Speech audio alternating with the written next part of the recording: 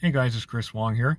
For this video, I'm going to be talking about my personal experience with using iodine and controlling blood pressure. As a disclaimer, I'm not a medical doctor. I'm just a guy who studied nutrition courses and did a lot of trial and error. So years ago, I got into taking iodine from kelp flakes or dulse flakes or any types of seaweed. And I gradually added it in my diet. And it did give me a lot of benefits for energy and to help improve thyroid function. And then a few years ago, I started feeling slow thyroid function or symptoms of adrenal fatigue. So I started adding kelp salt or kelp flakes into 2 of my meals, and I actually sped it back up. What I didn't realize was my blood pressure and my heart rate were racing. Like my blood pressure went up to like 150/90 and my heart rate went up close to 100. But around that time, I was most likely overtrained and doing a physically labor-intensive job. What I did notice was when I actually stopped the kelp flakes and the kelp salts, my blood pressure went back down to 120/80. And my heart rate dropped back down to around 70. But I was still overtrained and still eating unhealthy at times. So at that time, I used kelp flakes or dulse flakes once in a while until I started learning more about iodine supplementation. I was told before from the naturopath to just use seaweed for iodine, and some people, they get the benefits from it, but I find myself, even at that time, because I was already overtrained, it was making my blood pressure so high, so it wasn't worth it for me to keep taking kelp flakes. I have heard of people who have taken iodine supplements and they had higher blood pressure for a period of times before their body got used to it, and then it went back down. And then there's other people that they've taken iodine and their blood pressure stayed the same, or their blood pressure even lowered. From my experience, I've taken Lugol's iodine after taking a liquid iodine supplement of a different brand for some time. And when I took Lugol's iodine, even at a dose as high as 20 milligrams, my blood pressure was around the same. And I did find when I took Lugol's iodine with tyrosine, my blood pressure and my heart rate didn't spike up that much, or if it did, it was very minimal. If I took tyrosine on its own, my blood pressure and my heart rate went close to like say 140/90 with a heart rate close to 100, and I didn't even start my workout yet. So I think Lugol's iodine has a benefit over other forms of iodine because of the molecular iodine and the potassium iodide.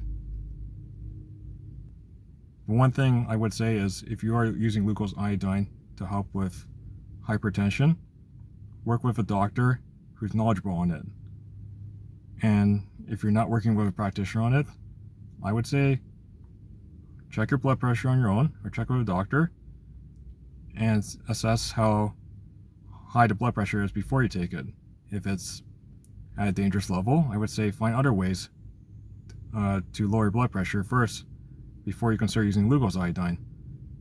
But I waited till my blood pressure was around a healthier level, or like just mildly high, like say 130/80 on some days.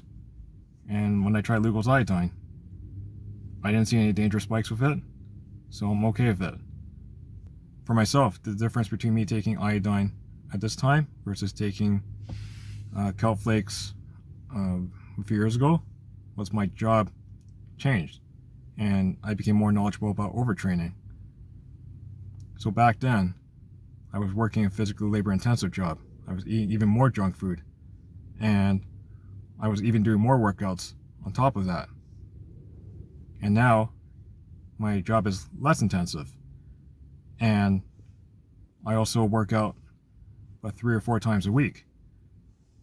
I also became more fatigued, so that's why I'm working out a bit less now. And I'm also cutting down my workout down to 1 hour or less because I don't want to mess up my hormones. So usually blood pressure is an issue of having too much of something or not enough of something. So not having enough nutrients of certain kinds of vitamins can cause high blood pressure for many and maybe low blood pressure for others. And that goes the same with like being overly stressed out and not having enough rest.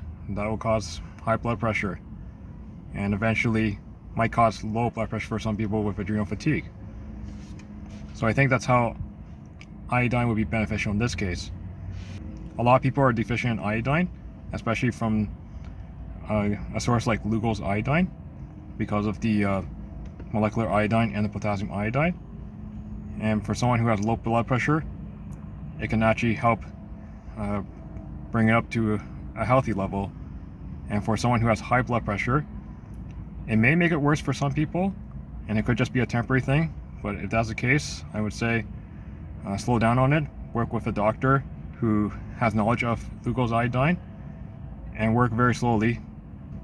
But for many others, I think Lugol's iodine can help stabilize blood pressure by correcting that deficiency over a long period of time.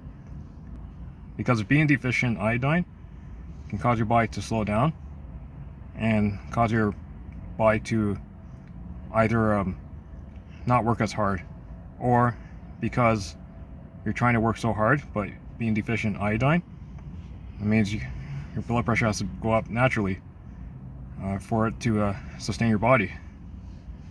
What I did for myself was I check my blood pressure on a regular basis when I take nutritional supplements, when I do something that's out of my routine, or if I'm overtrained, I will check it and then I'll see if there's any trends.